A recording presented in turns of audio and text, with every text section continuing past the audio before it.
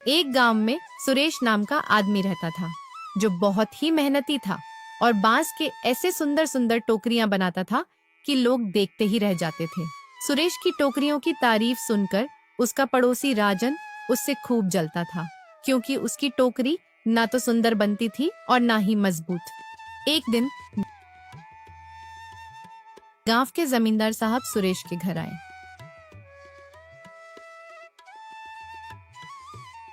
सुरेश, मेरी पत्नी गांव के गरीबों में 100 टोकरियां बांटना चाहती हैं। क्या तुम 7 दिनों में 100 टोकरियां बना सकते हो? 100 टोकरियां 7 दिन में? ये तो बहुत मुश्किल काम है मालिक, लेकिन मैं पूरी कोशिश करूंगा। जमींदार ने मुस्कुराकर कुछ पैसे दिए और कहा, मुझे तुम पर भरोसा है सुरेश, तुम ये काम समय पर पूरा कर लोगे। यह कहकर जमींदार चले गए। लेकिन पीछे खड़े राजन को यह बात अच्छी नहीं लगी। अगर सुरेश यह काम पूरा कर लेगा तो उसकी इज्जत और बढ़ जाएगी और हर तरफ सिर्फ इसी की टोकरियों की मांग रहेगी। लेकिन अगर यह पूरा नहीं हो पाया तो गांव में मेरी टोकरियों को कोई घास भी नहीं डालेगा। कुछ करना पड़ेगा। राजन अपने घर में मीना से बोला, सुनो, आज तक मैंने तुम्हें कहीं घुमाया नहीं ना, लेकिन चलो आज मैं तुम्हें मेले ले चलता हूँ। अरे, मुझे तो अपने कानों पर यकीन ही नहीं हो रहा। आज तुम्हें मेले जाने की क्या सूझी? हमेशा तो यही कहते हो कि मेला पैसे बर्बाद करने की जगह है। अरे भगवान, कभी कभी थोड़ी मौज मस्ती भी करनी चाहिए। और वैसे भी तुम्हें कितने दिन से मेले जाने का मन कर रहा था ना। अरे वाह, यह तो बड़ा अच्छा सोचा तुमने। मैं अभी तैयार होती हूँ। और हाँ, सुरेश की पत्नी राधा को भी बुला लो, तुम्हारी अच्छी सहेली है, दोनों मिलकर मजे करना। और हाँ, कह देना साथ में सुरेश को भी ले लें। दिन भर काम काम करता रहता है, थोड़ा घूमेगा तो दिमाग भी फ्रेश रहेगा। हाँ हाँ, आप ठीक कह रहे हो। राधा तो मेले का सुनते ही बहुत खुश हो जाएगी। अभी जाकर उसे बुलाती हूँ। राधा, सुना है बगल के गांव में बड़ा अच्छा मेला लगा है। ऐसी सुंदर सुंदर साड़ियाँ आई हैं कि देखते ही रह जाओ। मैं और राजन मेला घूमने जा रहे हैं। अरे मीना, अचानक मेला जाने का प्लान कैसे बना? तो चल ना, राजन ने खुद कहा है। और तू तो जानती है, इन्हें मेला वेला पसंद नहीं। फिर भी ये खुद कह रहे हैं तो कोई खास बात होगी। अरे वाह, ठीक है, मैं भी चलती हूँ। इधर सुरेश टोकरियां बनाने में व्यस्त था। अगर दिन रात मेहनत करूं तो शायद 7 दिनों में काम पूरा हो सकता है। बस भगवान मेरी मेहनत रंग लाए। तभी राधा आई और बोली, जी, मीना अपने पति के साथ मेला जा रही है, चलो ना, हम भी चलते हैं। पर मुझे 7 दिन में 100 टोकरियां बनानी हैं। तुम्हें तो पता ही है, मेरे पास बेकार के काम के लिए बिल्कुल समय नहीं है। अरे, कौन सा वहाँ 10 दिन रहना है? 2-3 घंटे की ही तो बात है। वहाँ से आकर भी तो काम हो सकता है। और तुम कहो तो मैं भी तुम्हारे साथ काम में हाथ बटा लूंगी। चिंता क्यों करते हो? अभी मेला कुछ और दिन रहेगा, काम खत्म करके चलते हैं ना। राधा गुस्से में बोली, काम काम, जब से विवाह करके आई हूँ बस काम का ही बहाना सुन रही हूँ। ना कभी तुम्हारा काम खत्म हुआ है और ना कभी होगा। राजन भी तो करता है, लेकिन देखो कैसे अपनी पत्नी को मेला ले जा रहा है। लेकिन तुम तो बस काम में ही लगे रहो। मेरी ही किस्मत फूटी थी कि मैं इस घर विवाह करके आ गई। राधा को गुस्से में देखकर सुरेश परेशान हो गया। उसे समझ नहीं आ रहा था कि वह अपनी पत्नी को कैसे समझाए। तुम समझने की कोशिश क्यों नहीं कर रही हो? अगर मैं तुम्हें मेले ले जाऊंगा तो ये 100 टोकरियां समय पर कैसे तैयार होंगी? एक दिन मेले में जाने से कौन सा आसमान गिर जाएगा? मैं तुम्हारी पत्नी हूँ, तुम्हारी जिम्मेदारी भी हूँ। मैं भी चाहती हूँ कि तुम मेरे साथ बाहर घूमो, जैसे और लोग अपनी पत्नियों को लेकर जाते हैं। सुरेश को समझ आ गया कि राधा नहीं मानेगी। उसने लाख समझाने की कोशिश की, लेकिन जब वह जिद पर अड़ गई तो उसे मजबूरन हाँ कहनी पड़ी। ठीक है बाबा, गुस्सा मत हो, मैं तुम्हें मेले ले चलता हूँ। राजन, जो अपने घर की खिड़की पर खड़ा सब सुन रहा था, मन ही मन मुस्कुराया। यही तो चाहता था मैं। अब देखता हूँ सुरेश इतने कम समय में 100 टोकरियां कैसे बना पाता है। सुरेश अपनी पत्नी को लेकर मेले चला गया। कुछ घंटे वहाँ घूमने और शॉपिंग करने के बाद वे घर लौटने लगे। सुरेश सोचने लगा, आज का दिन बर्बाद हो गया। अब मैं टोकरियां कैसे पूरी करूंगा? शाम को जब वे घर लौटे तो सुरेश की आंखें फटी की फटी रह गईं। उसके आंगन में बांस की टोकरियां राख बन चुकी थीं। ये क्या हो गया? उसकी पत्नी यह देखकर फूट फूट कर रोने लगी। उसके रोने की आवाज सुनकर गांव के कुछ लोग इकट्ठा हो गए। सब हैरान थे, कोई कुछ नहीं समझ पा रहा था। तभी एक औरत ने धीरे से कहा, मैंने कुछ घंटे पहले राजन को इधर घूमते देखा था। मुझे लगता है आग उसी ने लगाई होगी। यह सुनकर राजन का चेहरा लाल हो गया। उसने गुस्से से सबको घूरा और तेज आवाज में बोला, यह क्या बकवास है? मैं तो सुरेश और उसकी पत्नी के साथ मेले में था। आप लोग मुझ पर इल्जाम कैसे लगा सकते हैं? गांव वालों ने एक दूसरे की तरफ देखा। अब माहौल गंभीर हो गया था। हाँ, राजन सच कह रहा है। वो हमारे साथ मेले में था। ये काम किसी और का होगा। अब हर कोई उलझन में पड़ गया। अगर राजन ने यह नहीं किया तो फिर यह किसकी हरकत थी? गांव का माहौल गंभीर था। हर कोई परेशान था कि आखिर सुरेश की टोकरियां किसने जलाई। भगवान का भी क्या खेल है। मेहनत करने वाले के साथ ही हमेशा नाइंसाफी होती है। सही कह रहे हो काका। बेचारे सुरेश ने कितनी मेहनत की थी। सुरेश भाई, सच में बहुत बुरा हुआ, पर तुम्हें हार नहीं माननी चाहिए। अगर तुम्हें बांस चाहिए तो मैं अपने हिस्से का बांस दे सकता हूँ।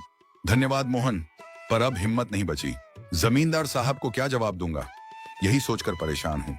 सुरेश को ऐसा परेशान देखकर राजन मन ही मन खुश हो रहा था, मानो कुछ बड़ा प्लान कर रहा हो।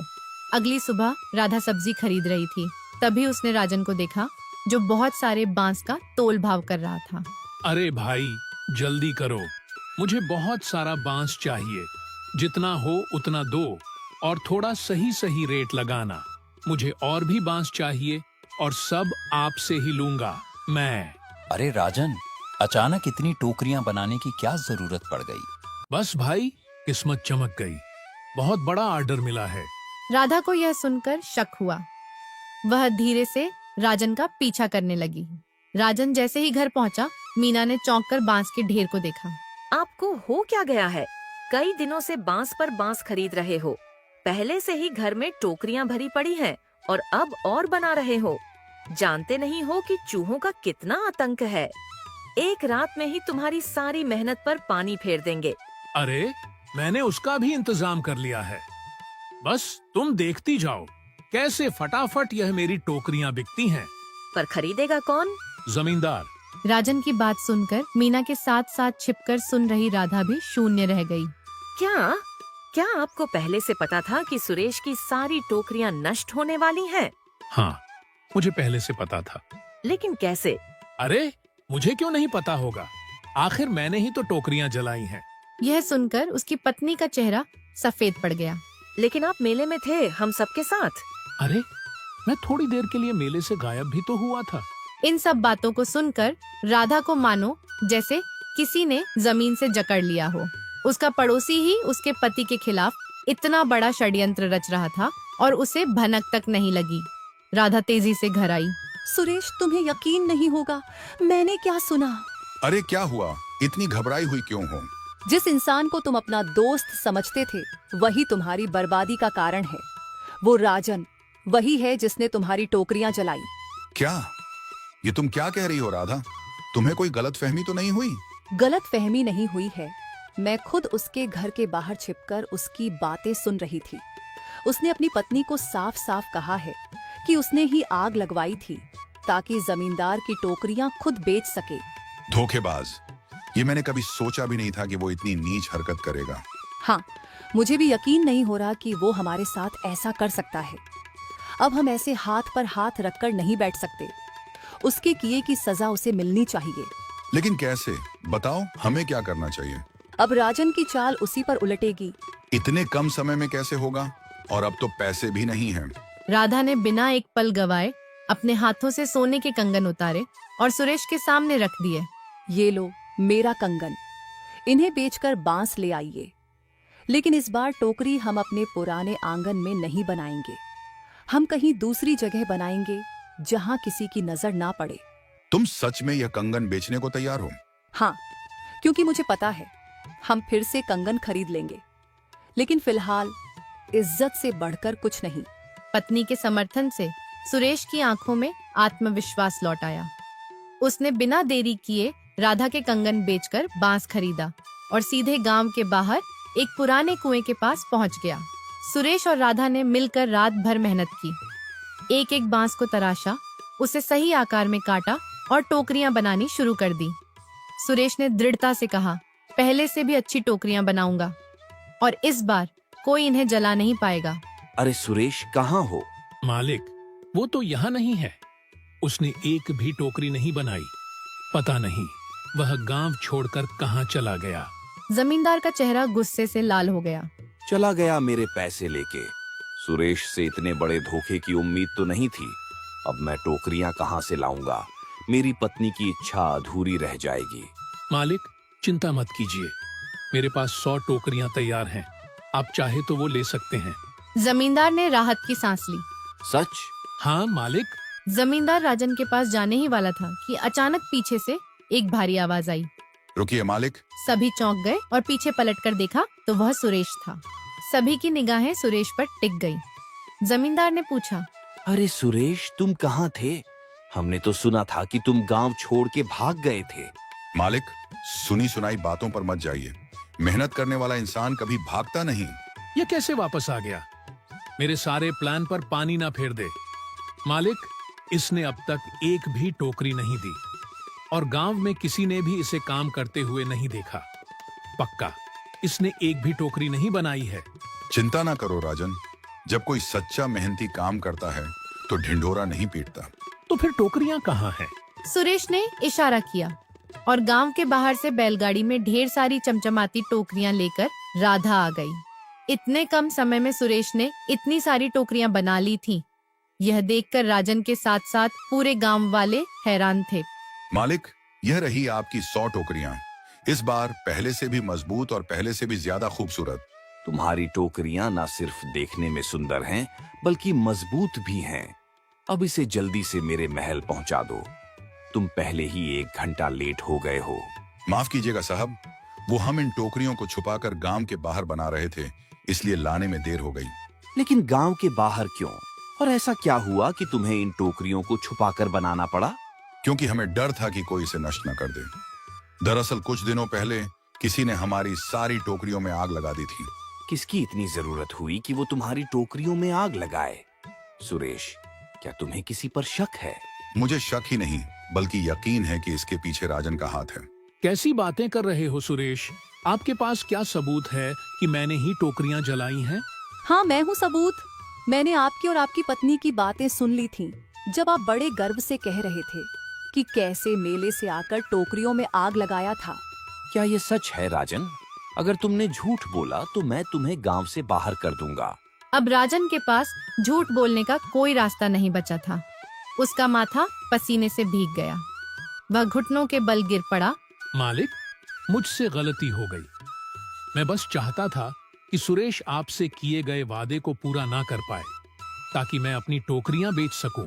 धोखेबाज, तूने ना सिर्फ सुरेश का नुकसान किया, बल्कि मुझे भी धोखा दिया। मालिक, मुझे माफ कर दीजिए। मुझे सुरेश से जलन हो गई थी। मैं देख नहीं सका कि आप उसे इतना मान सम्मान दे रहे हैं। मेरे मन में लालच आ गया था, इसलिए मैंने यह सब किया। राजन भाई, लालच और जलन किसी का भला नहीं करते। अगर तुमने मेहनत की होती तो तुम्हें भी सफलता मिलती। मैंने कई रातें जागकर मेहनत से अपनी टोकरियां तैयार की थी। तुमने बस मेरा ही नुकसान नहीं किया, बल्कि अपने ही भविष्य को अंधकार में डाला है। माफी का हकदार वही होता है जो अपनी गलती सुधारने के लिए तैयार हो। तुमने जो जलाया है उसे लौटाना होगा। जितनी टोकरियां तुमने नष्ट की हैं, उतनी ही तुम सुरेश को वापस दो। अपनी गलती सुधारूंगा मालिक। मैं सुरेश को उसकी टोकरियां वापस करूंगा और आगे से मैं मेहनत करूंगा, लालच नहीं। सुरेश, तुम्हारी मेहनत देखकर मैं बहुत खुश हूं। ऐसे ईमानदार और मेहनती आदमी को प्रोत्साहित किया जाना चाहिए।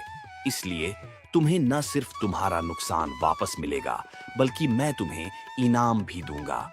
तुम्हारे खेतों के लिए अतिरिक्त बीज और उन्नत औजार दिए जाएंगे, ताकि तुम्हारी मेहनत और बढ़ सके। गांव के लोग भी इस घटना से सीख गए थे कि सच्ची जीत हमेशा मेहनत और सच्चाई की होती है, न कि चालाकी और धोखे की। यह कहानी यहीं पर खत्म हो जाती है। ऐसी कहानी देखने के लिए वीडियो को लाइक और चैनल को सब्सक्राइब जरूर करें।